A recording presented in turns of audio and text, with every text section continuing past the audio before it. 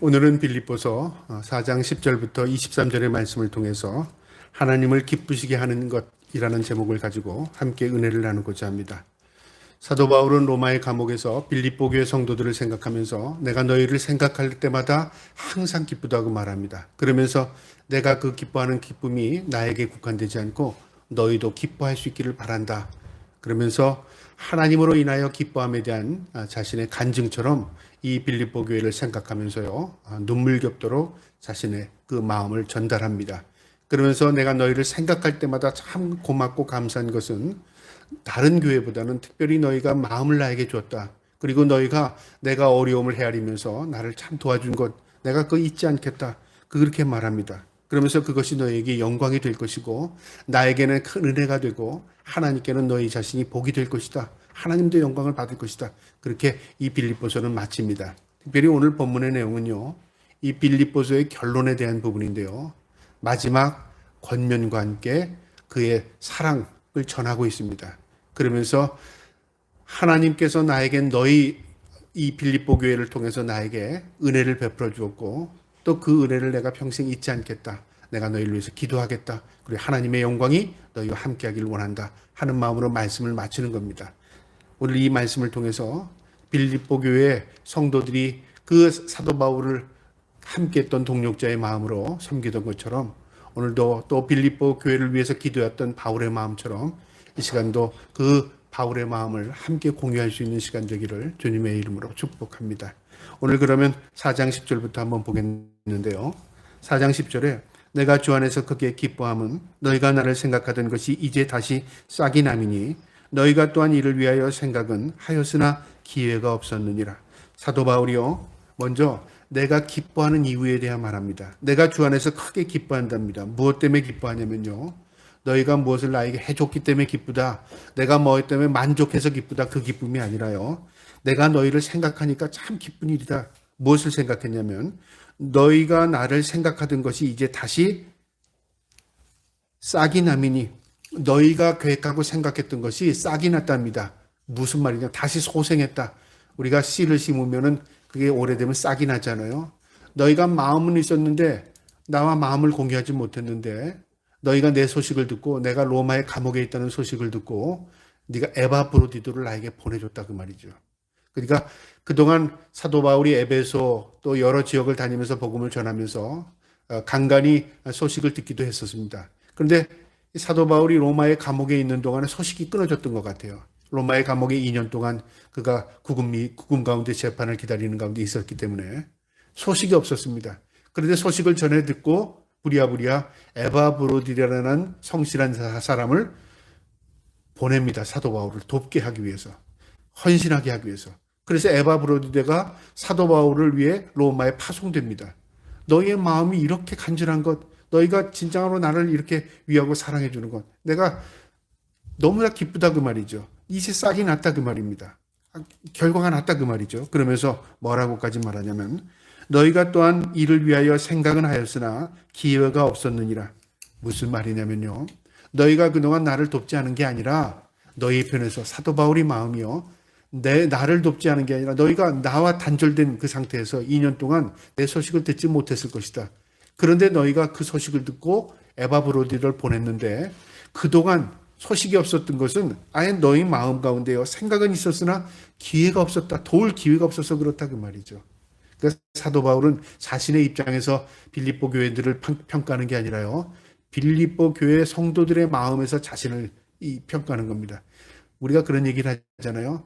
마음이 없어서가 아니라 너의 마음이 있는 줄 알아. 그러나 그 마음을 내가 받을 수 있는 준비가 돼 있지 않았어. 아니면 예를 들어서 상황이 그렇지 못했어. 나 다 알아. 그런 말인 겁니다.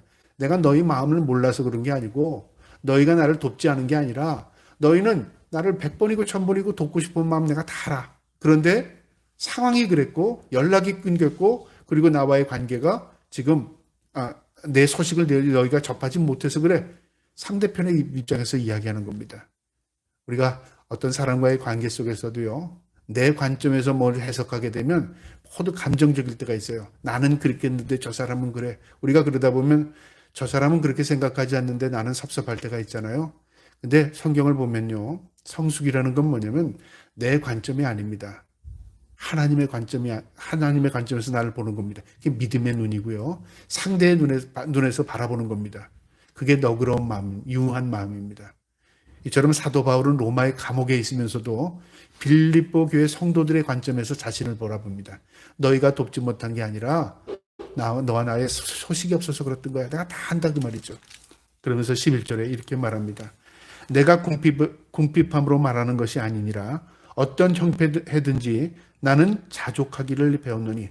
나는 궁핍해서 이 말을 지금 하는 게 아니라 나는 어떤 형편에 있든지 자족하는 마음을 배웠답니다. 여러분, 사도 바울이 어떤 마음을 가지고 있었기에 모든 일에 자족할 거예요. 여러분, 자족과 만족을 먼저 이해해야 되는데요. 만족이라는 건 뭐냐면 채워지는 겁니다. 외부에서 나에게 채워지는 겁니다. 예를 들어서 내가 배고픈데 음식을 맛있게 먹었어요. 아, 이제 됐어. 만족해. 그럼 뭐 음식을 통해서 내가 만족을 느끼는 거죠. 내가 마음이 고됐는데 그 문제가 해결됐어요. 아, 됐어. 이제 만족해. 어떤 문제가 해결됐을 때 만족해. 그러니까 외부의 환경이 나를 채워질 때 만족하다고 말합니다. 근데 자족이란 건 그런 게 아닙니다. 자족은 뭐냐면요. 외부의 상황은 아무 변함이 없습니다. 내 상황도 뭐가 채워져서 만족하는 게 아니고요. 배고픈 상태에서 배가 불러져서 만족하는 게 아닙니다. 이 자족이라는 건 무엇을 의미하냐면요. 내 스스로 내 마음 깊게 해서 뭔가 우러나서 채워져 가는 겁니다. 채워져 가는 거예요. 그러면 이걸 어떻게 채울 수 있을까요? 내가 스스로 뭔가를 채워서 나를 자족합니까? 그게 아니라 내 안에서 내 마음을 주장하시는 하나님께서 내 마음을 만족하도록 만들어요.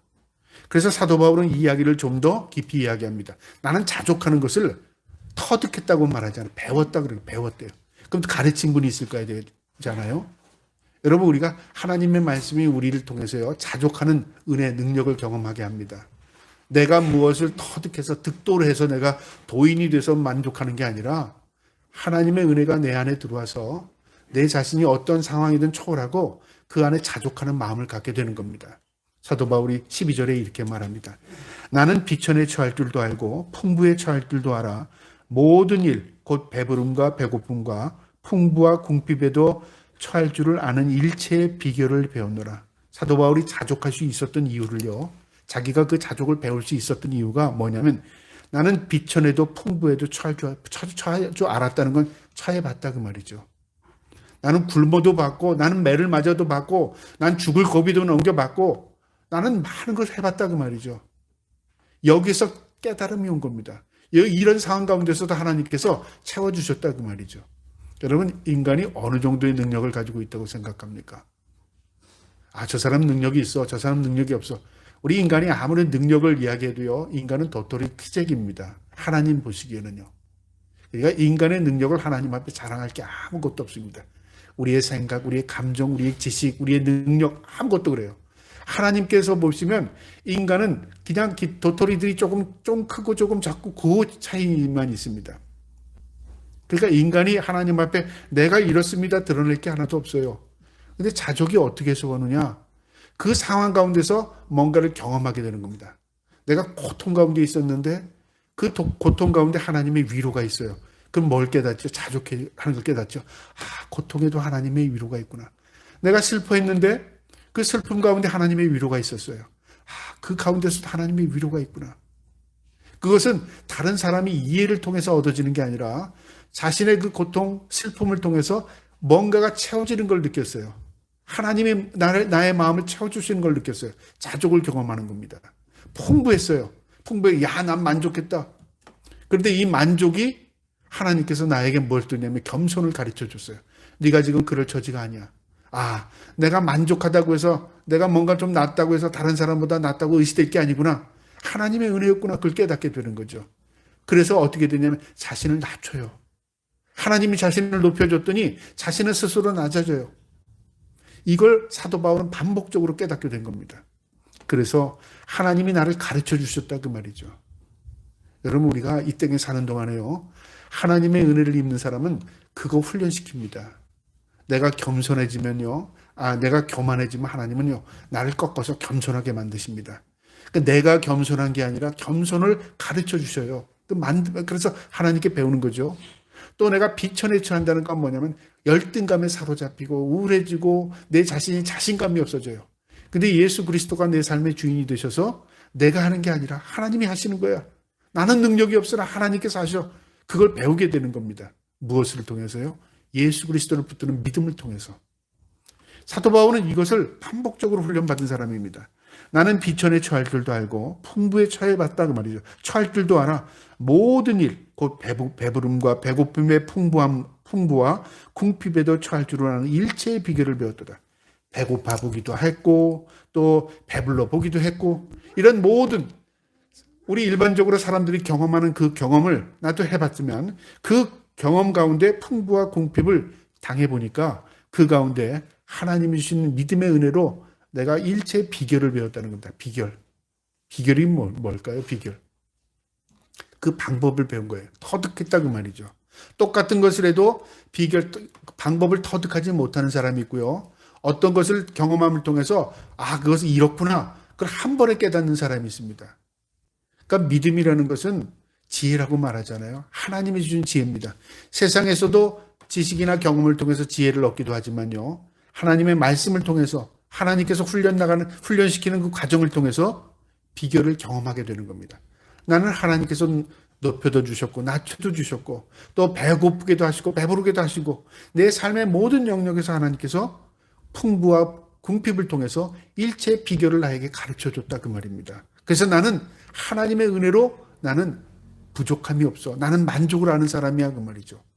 13절에요. 내게 능력 주시는 자 안에서 내가 모든 것을 할 수 있느니라. 우리는 이 말씀만 딱 떼어놓고 나면 능력을 주시옵소서. 내게 능력을 주시면 난 모든 것이 할 수 있습니다. 그러니까 능력을 못 받아서 내가 능력이 없는 것으로 착각하는데요. 이건 그런 말씀이 아닙니다. 이 말씀은 내게 능력 주시는 자입니다. 내가 할 수 없는 거죠. 나에게 능력을 누군가 주셔요. 누가 주십니까? 하나님이 나에게 능력이 되신다 그 말이죠. 그 안에서 믿음 안에서 내가 모든 것을 할 수 있다는 것은 무엇이든 한다. 내가 재능을 가지고 능력을 가지고 그 일이 아니라 만족하는 것을 알게 됐다 그 말이죠. 자족하는 마음을 말하는 겁니다. 모든 것을 할 수 있다. 내가 배고파도 그 안에서 자족할 줄 알아. 내가 궁핍해도 그 안에서 자족할 줄 알아. 내가 슬픔과 고통, 고난을 당해도 나 그 안에서 자족할 줄 알아 그 말이죠. 그러니까 외부의 환경에 휘둘리지 않겠다 그 말이죠.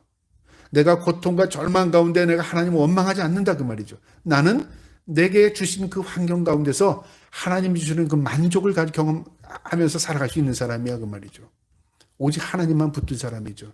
이 말씀입니다 이게. 능력 주셔서 내가 뭘 하겠다 그 말이 아니라 하나님 은혜로 나는 하나님께 온전히 붙들린 자로서 믿음 안에서 내가 자족하는 능력을 가지고 있어. 나 하나님 앞에 그 자족을 배운 사람이야 그 말이죠. 여러분 이 자족이 저와 여러분의 자족하는 능력이 될 수 있기를 주님의 이름으로 축복합니다. 성숙하다는 게 뭘까요? 성숙하다는 많이 가진 게 성숙하다고 말하지 않습니다. 뭘 잘하는 걸 성숙하다고 말하지 않습니다.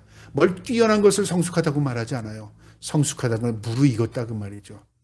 똑같은 환경에서 똑같은 상황 가운데서도요. 어떤 사람은 펄펄 뛰는 사람이 있고 어떤 사람은 무던히 의연하게 대처하는 사람이 있어요. 무엇의 차이입니까? 성격의 차이예요? 물론 그럴 수도 있겠지만요. 성격보다는 어떤 사람의 그 경험을 통해서 무르익은 겁니다. 그래서 우리 그렇게 과일에 비교하잖아요. 저 사람 설익은 사람 같아. 저 사람 성숙한 무르익은 사람 같아. 그렇게 말하잖아요. 우리의 믿음이 무르익게 되면 그래요. 다른 사람의 보기에는 별거 아닌 것 같아도요. 그 믿음이 저력이 있습니다. 저력이요. 어떤 상황 가운데서 있을지라도 마음의 자족을 배워요. 하나님 감사하지. 여기에서 진정한 감사를 기쁨을 깨닫게 되는 겁니다.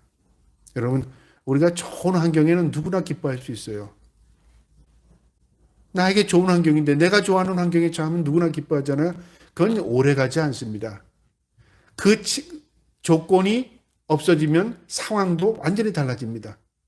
그 조건과 함께 내가 올라갔다 내려갔다 하는 거죠. 그러니까 외부에 휘둘리기 쉽습니다. 믿음은 그런 게 아닙니다. 믿음은 상황은 어떠하든지 내가 하나님을 전적으로 신뢰하는 겁니다. 그럼 주만 바라볼지라는 말이 바로 그거예요. 내 상황을 바라보는 게 아니라 주님을 바라보는 거예요. 내가 이 땅을 바라보는 게 아니라 소망을 천국을 바라보며 그 소망을 두고 사는 겁니다. 그래서 사도 바울은 내게 능력 주시는 자 안에서 내가 모든 것을 할 수 있습니다. 이건 내가 자족하는 걸 하나님께 배웠기 때문에 그렇습니다. 그 말입니다. 자, 14절에 그러나 너희가 내 괴로움에 함께 참여하였으니 잘하였도다.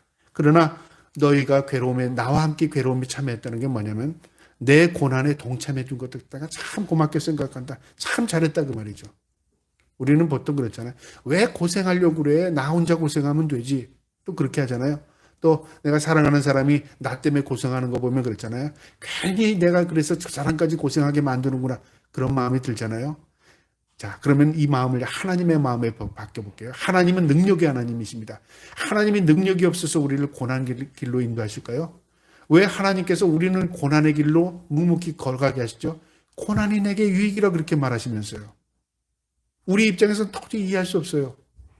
그런데 하나님은 신이십니다. 하나님은 전지전능하신 분입니다. 모든 능력을 다 가지고 계신 분입니다. 그 하나님의 최선의 방법이 우리에게 고난을 통해서 묵묵히 성숙하게 하시는 겁니다. 고난을 통해서 우리에게 뭔가 믿음을 견고하게 하시는 겁니다. 이 땅에서 국한된 겁니다. 그래서 하나님께서 우리에게 고난을 동참시킬 때가 있어요. 주님을 따라가려고 해서 제자들이 어딜 가든지 주님 따라가겠습니다. 주님이 그래 따라와라. 내가 다 형통한 길로 내가 너희를 인도하겠다. 그러셨습니까? 나를 따라오려면 내 십자가 지고 나를 따라하라 그랬습니다. 주님이 십자가 지시는데 그래 너희가 대신자라도 아닙니다. 함께 지자도 아니었습니다. 너희 각자에게 맡긴 십자가 묵묵히 지고 나를 따라와 그랬습니다. 예를 들어서 여러 가지 선택이 있다면 십자가가 있다. 그 다음에 영광이 있다. 그 다음에 적당히 사는 게 있다. 그 다음에 그냥 아무것도 아니고 그냥 대충대충 사는 게 있다. 너희가 알아서 너희가 선택해서 날 따라라. 만약에 우리에게 여러 가지 선택권이 있다면요. 나름대로 선택해도 아무 문제가 없을 겁니다. 그런데 하나님께서는 예수님이 한 가지 딱 정했어요. 나 따라오려고 해? 예배가 없어. 십자가 지고 나 따라와. 그러니까 사람들이요. 이 십자가를 또 자기 맘대로 해석합니다. 십자가가 이거야. 자신이 영광을 다 받으면서 나는 십자가 지었잖아 그러잖아요. 우리가 보기엔 그 사람 이 땅에서 영광을 다 추구하면서 하는데 그게 십자가래요. 그런 사람들이 있습니다. 또 자기는 다른 사람보다 많이 누리고 살면서 나 십자가야. 여러분 십자가가 뭡니까? 죽음입니다. 죽음. 죽을 곱입니다. 남들이 지기 싫어하는 겁니다. 수치, 모욕, 고난입니다. 그런데 자신이 나름대로 그렇게 해석을 한다고 말이죠. 그래서 오늘날 우리 한국교회 세습이라는 문제 때문에 문제가 심각해졌어요. 큰 대형교회 목사님이 자식에게 목회자를 세습을 해요. 그러니까 안 됩니다. 그러니까는 그 목사님 십자가를 주는데 뭐가 그래요? 십자가 길입니다. 여러분 길은 십자가인데 그 십자가는 그게 십자가가 아닙니다. 농촌교회, 시골교회, 개척교회, 힘든 교회에서 예를 들어서 세습한다 그러면 누가 뭐라 그래요? 서로 안 하려고 그러는데. 근데 그걸 십자가예요, 진짜. 근데 십자가 그런 거 안 지려고 합니다. 그러니까 말은 똑같이 십자가인데요. 십자가의 의미 자체가 해석이 다르다 그 말이죠. 하나님의 관점에서의 십자가입니다. 이처럼 괴로움입니다. 괴로움. 십자가는 괴로움입니다. 고난은 괴로움입니다. 괴로움에 함께 참여하였으니 잘하였도다. 빌립보 교회를 칭찬하는 이유는요. 내가 당하는 고난에 너희가 기꺼이 동참했다. 고난에 동참했다는 겁니다. 괴로움에. 그래서 너희가 하나님께 영광이 될 것이고 너희가 나의 동력자다 그 말이죠. 15절에 보면 빌립보 사람들아 너희도 알거니와 복음의 시초에 내가 마게도냐를 떠날 때 주고받은 내 일에 참여한 교회가 너희 외에 아무도 없었느니라. 이 마게도냐는 빌립보 속에 속해 있는 도시 전체를 마게도냐 지역이라고 말하는데요. 이 마게도냐 지역에 복음을 전하고 사도 바울이 그쪽에서 나올 때 이 빌립보 교회가 전적으로 헌신했습니다. 물질적으로 도왔고 기도로 도왔고 여러 가지 도왔습니다. 사도 바울은 그것을 바라지 않았습니다. 사도 바울은요. 가는 곳마다 자신의 그 재능, 텐트 꼬매는 일이요. 그는 학자였습니다. 그는 율법에 도통한 사람이었습니다. 가마리알 문화생이었습니다. 그는 지식이 뛰어난 사람입니다. 그냥 선생으로 뭘 가르쳐도 충분히 가르칠 수 있는 사람입니다. 헬라 철학을 가르쳐도 되고요. 아니면 율법을 가르쳐도 될 사람이었습니다. 그런데 사도 바울은요. 노동을 했습니다. 노동. 텐트를 꼬매는 일을 했어요. 왜 그랬는지 아세요? 분명히 얘기했습니다. 다른 사람에게 뭘 주기 위해서요? 부담을 주지 않기 위해서. 그 자신은 노동을 하고 그다음 말씀을 전했습니다. 자비랑 선고사라고 그러잖아요. 내가 가진 능력으로 내가 수입을 얻고 또 그 능력을 가지고 자기 생계를 유지하면서 복음을 전하는 겁니다. 사도 바울 그랬어요. 그러니까 그게 넉넉했겠습니까? 사도 바울의 이 말을 보면요, 풍부하답니다. 자신은 18절에 보면 내가 모든 것이 있고 또 풍부하다. 이 말을 잘못 해석하면 사도 바울이 돈을 많이 벌어놨나 보구나. 사도 바울이 좀 가정에 돈이 있었나 보다. 재산이 좀 있었나 보다. 이렇게 이해하는 사람도 있을 거예요. 그게 아닙니다. 사도 바울은요, 궁핍한 삶을 살았습니다. 복음을 위해서. 그런데도 그는요, 부족함 없다고 말했습니다. 근데 그 부족을 누가 봤냐면 빌립보 교회들이 본 거예요. 그래서 도왔어요. 그러니까 사도 바울은 그것마다 나는 아무 부족함이 없어. 근데 너희들이 생각할 때마다 내가 너무 감사해. 그리고 나의 괴로움에 너희가 괴로움에 동참한 거야. 하나님도 아실 거야. 그 말이죠. 그런 말입니다. 주고받은 내일이 뭘까요? 하나님께서 나에게 맡겨주신 일, 나와 함께 하시는 그 일, 참여한 교회, 너희밖에 없다. 그 말이죠. 모든 교회들이 그것을 다 알았지만 빌립보 교회 너희들은 나를 직접적으로 도왔다. 그 말이죠. 이게 사도 바울에게 참 위로가 된 겁니다. 그러면서 16절에요. 데살로니가에 있을 때에도 너희가 한 번 아니라 두 번이나 나의 쓸 것을 보냈느니라. 사도 바울이 몇 번인가 기억하기 위해서 한 번, 두 번 그걸 이야기한 게 아니라요. 한 번, 그냥 형식적으로 한 게 아니라 너희가 반복적으로, 우리가 두 번이라니까 딱 두 번이라고 생각하지만 그렇지 않습니다. 이 빌립보 교회는요, 사람도 보냈고요, 또 사람 편에 에바브로디도 편에 물질도 보냈고요, 기도도 해줬고요, 또 오기를 바랬고요, 만나기를 바랬고, 그러니까 지속적으로 빌립보 교회가 사도 바울에 대한 관심을 가지고 후원했던 교회입니다. 그래서 사도 바울이 잊지 못하는 겁니다. 그러면서 사도 바울이 이 빌립보 교회를 생각하면서 이렇게 말하는 겁니다. 17절에요. 내가 선물을 구함이 아니요 오직 너에게 유익하도록 풍성한 열매를 구함이라. 내가 너에게 선물 받아서 좋은 그게 아니라 오히려 너희가 유익이 되고 풍성한 열매를 구함이라. 열매가 되길 원한다 그 말이죠.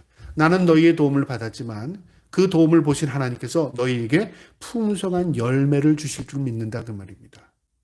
그러니까 사도 바울은 빌립보 교회에 대한 영원히 잊지 못하는 그런 은혜의 마음이 있었고요. 빌립보 교회는 하나님이 준 풍성한 열매가 있었습니다.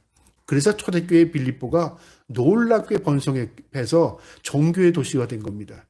그 바실리카라는 큰 예배당이 우리가 생각하는 바실리카는요, 일반 그런 예배당이 아니라 그 지역 전체가 교회 형성이 됐어요.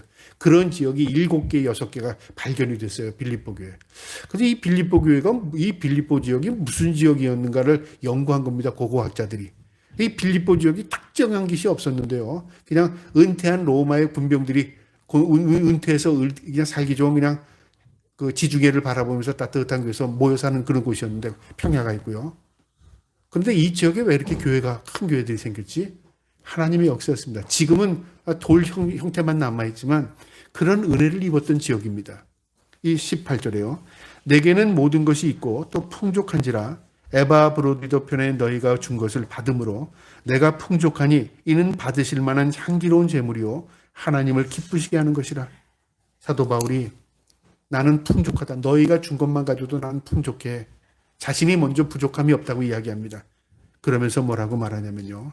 이것이 풍족한 것이 너희에게 하나님이 주시는 향기로운 제물이라.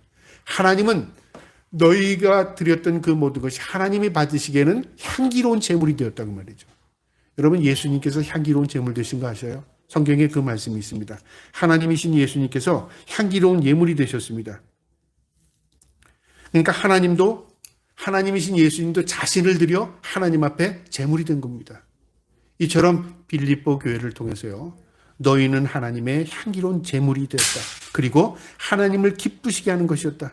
하나님이 기쁘시게 하는 것이었다 그 말이죠. 나와 너와의 관계만이 아니라 이 복음을 위해서 협력했던 모든 것들이 하나님께 향기로운 예물이 됐고 하나님이 기쁘신 것이 됐다. 그렇게 얘기합니다. 그 다음에 19절이요. 나의 하나님이 그리스도 예수 안에서 영광 가운데 그 풍성한 대로 너희 모든 쓸 것을 채우시리라. 확정적으로 이야기합니다. 너희가 그렇게 헌신한 것 하나님이 다 채워주실 줄 나는 믿어. 이게 신비로운 하나님과 우리의 관계입니다. 삼자의 관계인데요. 우리가 어떤 사람에게 은혜를 입고 내가 그 은혜를 돌려갚는 건 뭐니까 관계죠. 서로 관계. 우리 인간관계들이 그렇게 일어납니다. 주고받고의 관계로 인간관계가 일어나잖아요. 근데 믿음의 관계는 어떤 관계냐면 하나님과의 관계입니다. 꼭 잊지 마시기 바랍니다. 부부와의 관계도 아내와 남편과의 관계가 아닙니다. 그 안에 하나님이 계십니다. 부모와 자녀와의 관계도요, 부모 자식 간의 관계만이 아닙니다. 그 안에 하나님이 관계입니다. 내가 이 아이를 믿음으로 잘 키우면 하나님이 영광을 받으시고요, 하나님이 그 아이를 복주시고 그 부모에게 은총을 베풀어 주셔요. 내가 아내에게, 내가 남편에게 잘하고 내가 아내와 남편에게 믿음으로 대하면요, 어떤 결과가 일어날까요? 하나님이 그 가정에 은총을 베풀어 주시고요, 우리의 믿음을 견고하게 하십니다. 그래서 세상 사람들이 이 법칙을 몰라요. 삼자의 관계요. 그래서 이런 말이 있습니다. 우리가 손을 이렇게 당신 그러고 손가락질을 하면 이 손가락의 방향을 보면요, 하나는 상대방에게 나간답니다. 하나는 하늘 향해요. 그 다음에 세 손가락은 나를 향해요. 그러니까 남에게 손가락질하는 것은 나에게 너는 어떠니 세 배에 돌아오는 거예요. 하나님, 당신은 어떻습니까? 하나님을 욕하는 방법이 돼요. 참 우리 상징적인 의미인데 그렇죠. 상대방을 손가락질하면 하나님께 욕을 하는 겁니다. 내 자신은 세 배로 그 욕이 돌아온다 그 말이죠. 사도 바울은요, 이 빌립보 교회를 생각하면서 너희는 하나님의 향기가 될 것이고 하나님이 기뻐하시는 것이고 너희를 하나님이 풍성한 은혜로 채워줄 줄 나는 믿는다 그 말입니다. 20절에요. 하나님 곧 우리 아버지께 세세 무궁토록 영광을 돌릴지어다. 아멘. 그러면서 우리 모두가 하나님께 영광을 돌리며 살자. 아멘. 그렇게 말합니다. 마지막 인사인데요. 21절부터 22절에 이 인사를 이제 사도 바울이 있는 로마의 감옥에서 그 성도들과 함께 전하고 빌립보 교회 안부를 전하는 내용인데요. 21절에 그리스도 예수 안에 있는 성도에게 각각 문안하라. 나와 함께 있는 형제들이 너에게 문안하고. 그러니까 단체로 그냥 인사하고 끝나는 게 아니라 각각 문안하랍니다. 내 소식도 전하고 너희 소식도 내가 듣게 해주고 각각 우리가 서로 교제하자. 그러니까 이 기독교는 나눔의 종교, 그 다음에 섬김의 종교인데요. 교제입니다. 교제. 코이노니아라고 말하죠. 교제가 없으면은 우리의 믿음이 자라지 않습니다. 교대하기 참 원합니다. 이 교제를 오늘날 참 많이 단절시켜 버렸는데 빨리 이 코로나가 회복이 되어서 우리의 믿음이 회복될 수 있도록 교제가 회복됐으면 참 좋겠어요. 어쨌든 이 코이노니아, 이 교제입니다. 각각 문안하라. 나와 함께 있는 형제들이 너에게 문안하고 22절에 모든 성도들이 너에게 문안하되 특히 가이사의 집 사람들 중에 몇이 있느니라. 가이사의 집은 누구냐? 그 당시에 로마의 황제가 가이사였습니다. 가이사의 집이라고 말하니까 귀족들이죠. 왕족일 수도 있습니다. 어쨌든 사도 바울은 로마의 감옥에 있었는데 그 2년 동안에 사도 바울을 통해서 예수 믿는 사람이 생긴 겁니다. 근데 어떤 사람이 생겼냐면 로마의 귀족들, 왕족들 가운데 예수를 믿는 사람이 생긴 거예요. 놀랍지 않아요?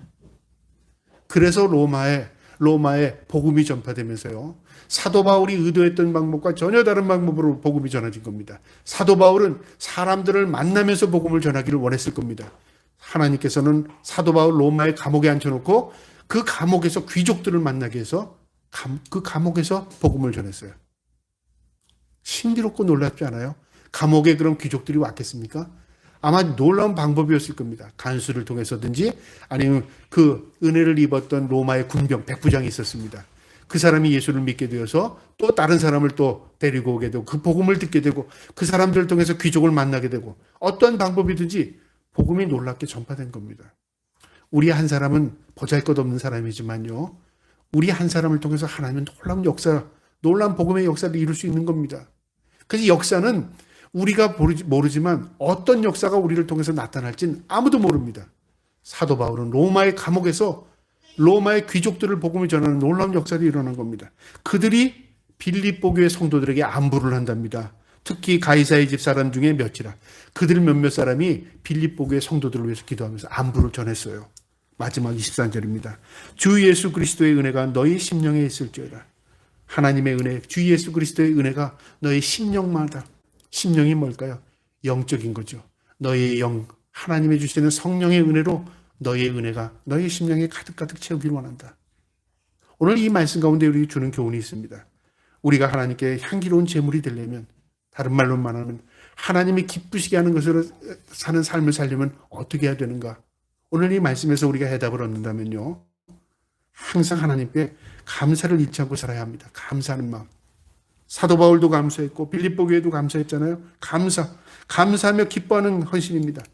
내가 무엇을 할 때 감사하면요, 하나님이 뭐가 되냐면 하나님이 향기로운 제물이 된답니다.